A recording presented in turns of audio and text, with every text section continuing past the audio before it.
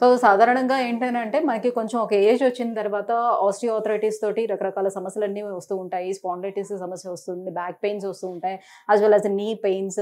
So, ankle pains ఇవన్నీ కామన్‌గా ఉంటాయి. సో, ఈ ఏజ్‌లో కామనే కదా అని జనరల్‌గా వదిలిపెట్టేయకూడదు. సో, అది అదర్ కాంప్లికేషన్స్‌కి దారి తీస్తుంది కాబట్టి, సో, వీళ్ళ ఫ్యామిలీ మొత్తం కూడా ట్రీట్మెంట్ ఇక్కడ తీసుకున్నారంట ఈపీఆన్ స్పోర్ట్స్ అండ్ రీహాబ్‌కి వచ్చి. సో, సార్‌కున్న ప్రాబ్లమ్‌కి ఆ ట్రీట్మెంట్ ఎలా జరిగింది, ఏంటి అని అడిగి తెలుసుకుందాం. సార్ మీ పేరు? కరుణాకర్. కరుణాకర్.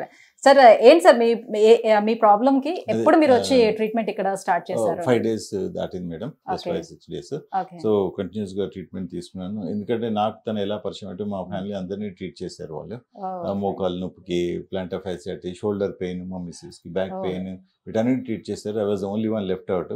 So, okay. నాకు ఈ ప్రాబ్లమ్ స్టార్ట్ అయిన కాడ నుంచి మా ఫ్యామిలీ సజెస్ట్ చేశారు why don't you go to Sneha ma'am అని. Okay. So, I came here and I been taking already I got 50% improvement for 5 days. Okay. 4, 5 డేస్‌లోనే యాహ్! 50% 50% ఇంప్రూవ్‌మెంట్ ఇంప్రూవ్ కనిపిస్తుంది. అయిపోయింది.